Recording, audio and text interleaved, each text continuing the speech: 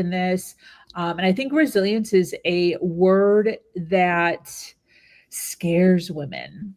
Oh, that's interesting. I haven't heard that before. Why? Yeah, well, um, in the circles that I'm running in, resilience sometimes has a connotation of like the hustle culture, um, Ooh. and needing to move real fast, get over things really fast, move really fast, and kind of get over your past and be strong, be powerful, versus um, giving time to relax, giving time for the calm, Oh, I giving have so time many to, thoughts. This is fascinating to me. yeah, giving time to flow versus always being so go, go, go and in the masculine energy. So I'd love for you to talk a little bit about how you've built resilience and how that's helped you. Yeah. Well, so I'm going to give you my nerdy fun fact. I was the president of my Latin club in high school. Not really like first date information, but I love words. And I love words because I believe that words are very powerful. I'm a Christian. And so I believe that, God created the world by what he said, and we are made in his image. So when we say something, we create with what we say. Right. And you can be a Christian or not, but like, talk about manifestation, the universe, like what we say is really powerful. So I do believe words have energy. And so I've never heard this before. So this has me like really thinking because that's not, so let's talk about what resilience is. And I actually looked it up before while you were talking because I want to make sure I give you the exact, like, actual root of resilience. So I think part of it is a misunderstanding of what the word means. So resilience comes from the 1620s, and it means the act of rebounding or springing back. It actually means, can you rebound? So if you kind of picture like those little weighted clown toys that you had when you were little, and they had the weight at the bottom, and you could punch them and they would bounce back. And you like punched them and they bounced back. And it didn't matter how hard you punched them. You could literally sit on them. But as soon as you got up, it came right back. It kind of sprung back. That's what resilience is. It's that no matter what life throws at you, even if you got knocked down, you can spring back. You can pick yourself back up. You can so it is powerful. It is powerful. It's not hustle. Hustle is an interesting word. It is a word that I do not use. And if you've ever felt a little weird about that word, I'm going to tell you probably why that is. Because energetically, the definition, the root word of hustle is actually thief. A hustler was a thief. And so when we talk about, I just need to hustle, like particularly when it comes to entrepreneurship, right? Is that really what you're trying to do? So if you've always been like, that word feels a little funny for me, that's probably why, because there's something in you going, I don't really want to be a thief.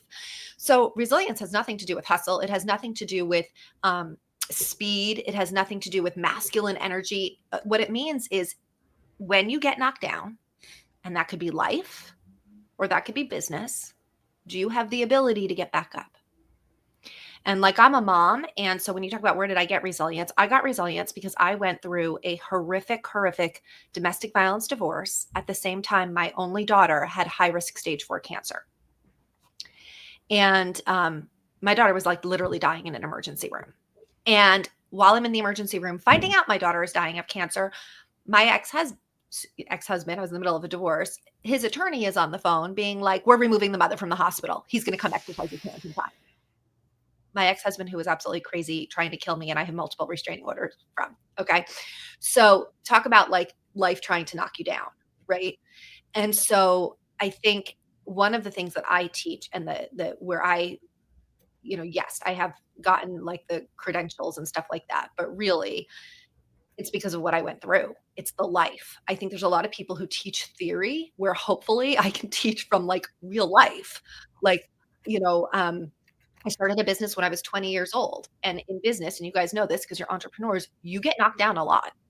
You get disappointed, you get clients who cancel on you, you get people who no show on you. We were talking about before, Sabrina and I were talking about when you work with women, you like that's a whole emotional roller coaster. And I really feel like I had 10 years of that experience before I went through this horrific season in my life where I had learned how to bounce back. I had learned how to handle disappointments. I had learned how to, compartmentalize, control my mindset. You can't be having a crisis over here in business and then get on the phone with a client and bring that crisis. You have to learn how to control your emotions. So then I go into this life crisis and I had a toolkit of skills right? On how to be resilient and how to bounce back.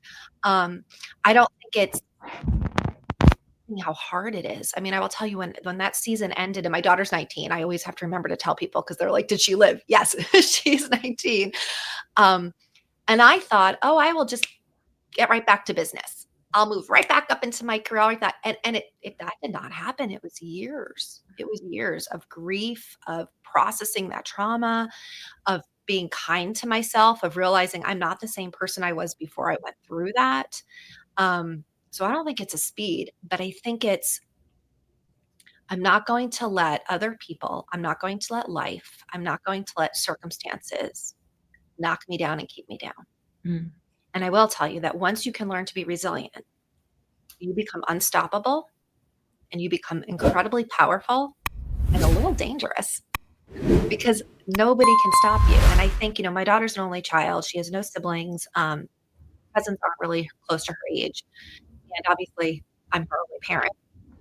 And, I talk to a lot of moms groups and we talk about that. I've often thought about this. If I only had one skill that I could give my daughter before I die, right, that she's going to be left with, what would it be?